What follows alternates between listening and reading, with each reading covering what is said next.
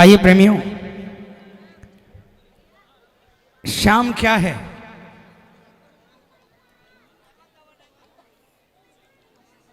अच्छा भाई देखो, जाने वाले को तो कोई रोक नहीं सकता खाना खिलाने।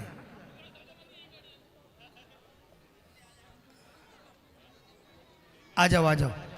देखो, 2 भजन मेरी तरफ से और करूंगा, उसके बाद में अंजलि द्विवेदी जी और उसके बाद में शीतल पांडे जी बाबा के श्री चरणों में अपनी हाजिरी रखने के लिए आएंगे। मेरे से पहले बाबा के इस बच्चे ने, अभिषेक नामा ने, इतना सुंदर गुणगान किया। आइए बैठ जाओ बैठ जाओ। आइए प्रेमियों, हेल हेल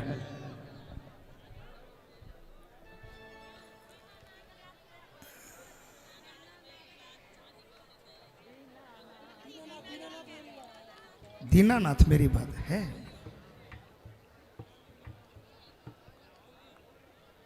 आइए प्रेमियों, आप लोग के मन में विचार आएगा कि किस पागल को बुला लिया कलकत्ते से, बार बार चिंगाड़ रहा है कि ये काम बनाएगा जिताएगा। कौन है ये? पता है कौन है? पता है? नहीं, सुनो, हारे का सारा कब बना? जो सामने हमारे विराजमान है, जिनको श्याम बाबा कहते हैं, इनका असल में नाम बर्बरीक था। कोई भीम का पुत्र कहता है, कोई भीम का पौत्र कहता है, ठीक है ना। पांडव कुल के थे। इनकी माता अहलवती नागलोक में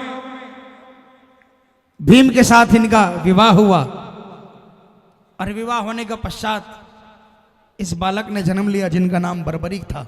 और बर्बरीक क्यों? क्योंकि जन्मते ही जिसके शरीर में बब्बर शेर जैसे बाल थे, इसलिए इनका नाम बर्बरीक पड़ा। भीम छोड़कर चले गए। अहलवती माता ने अपने इस बच्चे को जंगलों में, चूंकि नाग कन्या थी इसलिए भोलेनाथ की आराधक थी, और भोलेनाथ की सेवा में लगा दिया। छोटा सा बालक ही भोलेनाथ की आराधना करता था। मैंने क्यों कहा उस बच्चे को कि औलाद मांगना तो वैसे ही मांगना। जिसको खुद का होश नहीं, वो प्रभु का ध्यान कर रहा है तो तुरंत सुनता है, तुरंत मानता है। जब उस बालक ने बाल्य अवस्था के अंदर में कठोर तपस्या की, भोलेनाथ खुश हो गए और 3 बाण दिए वरदान में, और कहा ये 3 बाण अमर हैं, ये कभी खत्म नहीं होंगे।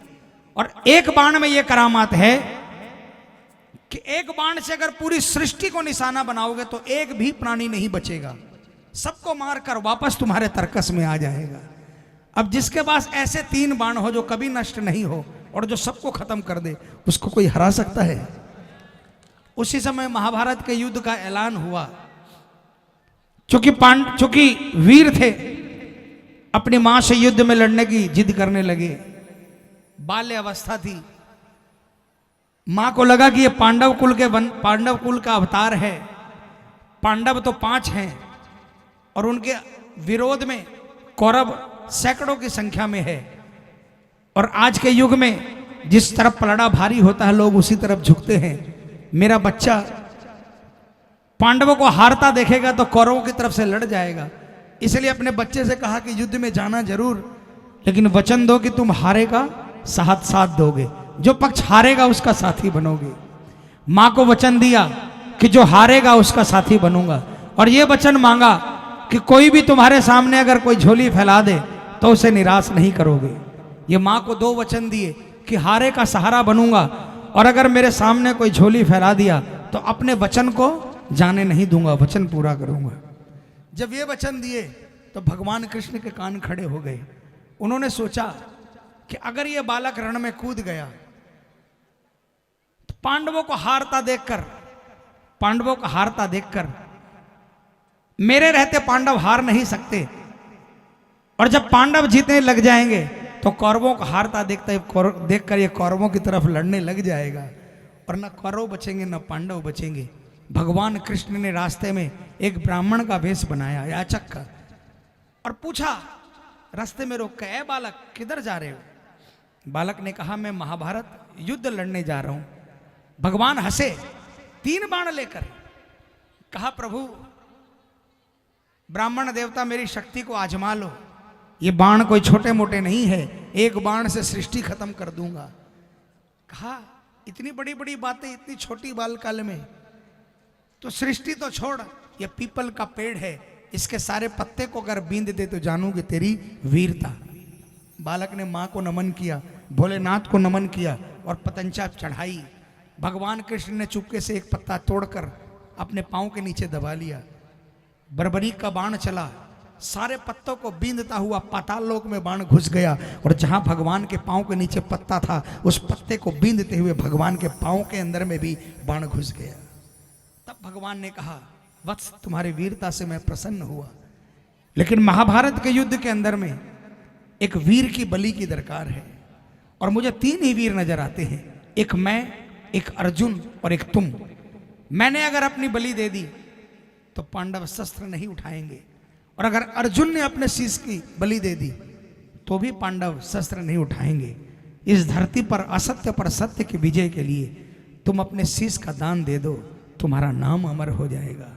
हाथ फैला दिए, मां का वचन याद आ गया कि याचक को खाली नहीं जाने देना है। तुरंत अपनी कटारी से अपना शीश काटा, भगवान के चरणों में रख दिया। भगवान ने चतुर्भुज रूप में दर्शन दिए और कहा कि तुमने जो दान दिया है, ये दान न कभी हुआ न कभी होगा। मुझे तो लोग श्याम के नाम से जानते हैं, मैं तुझे कलयुग देता हूं और कलयुग में अपना नाम देता हूं।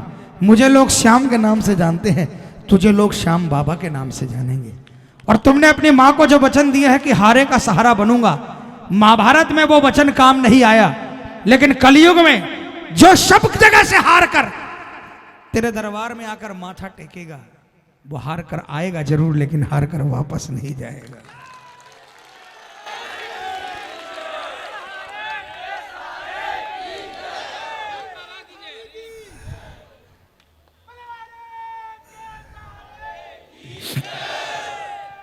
मैंने ऐसे ऐसे लोगों को देखा है, मिला हूं मैं,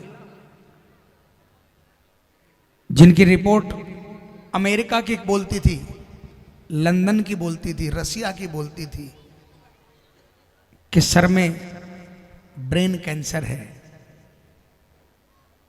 दरबार में आकर रिपोर्ट रख दी, कहा तू जाने और तेरा काम जाने। उसके बाद रिपोर्ट कराई, पूरे अखिल विश्व में डॉक्टर पागल हो गए, या तो ये रिपोर्ट झूठी है या ये पेशेंट वो नहीं है, क्योंकि जो बाद में रिपोर्ट कराई उसमें कैंसर का कहीं नामो निशान नहीं था।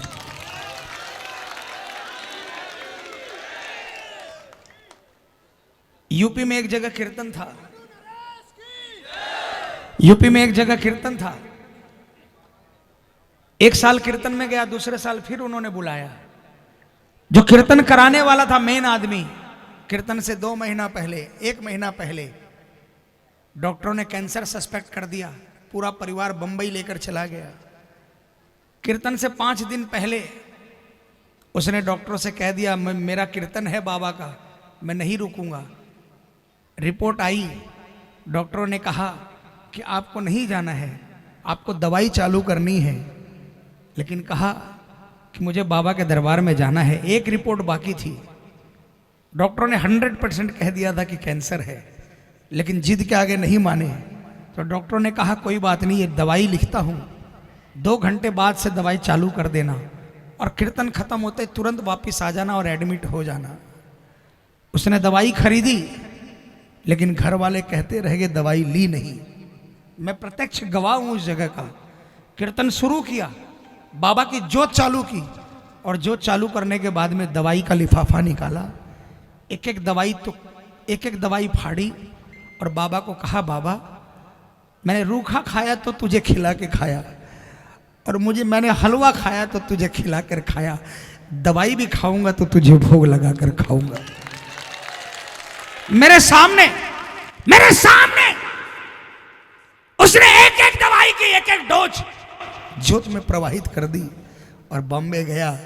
डॉक्टर पागल हो गए, कुछ नहीं है, 10 साल पहले की कहानी बताता हूँ। आज भी मस्टंडा होकर घूम रहा है, आज भी 10 साल से बाबा के दया से कुछ नहीं हुआ।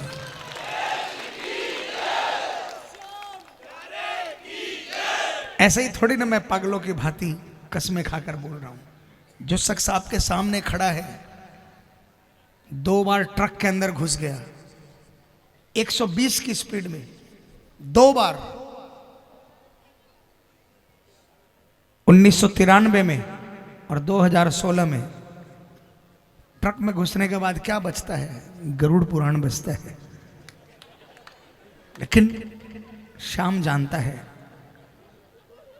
कुछ हमारे साथी यहां पर हैं जो साथ में थे, कीर्तन करके आ रहे थे।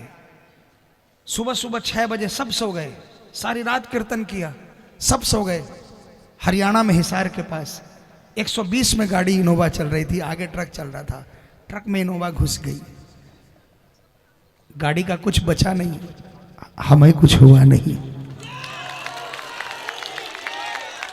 इसलिए हम तो भाई सीना तान कर कहते हैं। कितने उदाहरण बताऊं, कितने उदाहरण बताऊं, और सब विथ प्रूफ है। एक एक ऐसी ऐसी कहानी है जिसको सुनने के बाद, जिसको देखने के बाद ये महसूस हो गया कि हमसे बड़ा भाग्यशाली दुनिया में कोई हो ही नहीं सकता जिसे श्याम दरबार मिल गया। प्रेमी, आप तो बस कल से वो काम कर लेना। रोज घर से निकलो दाहिना पांव बाहर निकाल कर, चाहे वो जेंट्स हो चाहे लेडीज हो, और जयकार लगाकर हारे के जहां जाना मस्त होकर जाना। आपका कोई बाल भी बांका नहीं कर सकता प्रेमियों।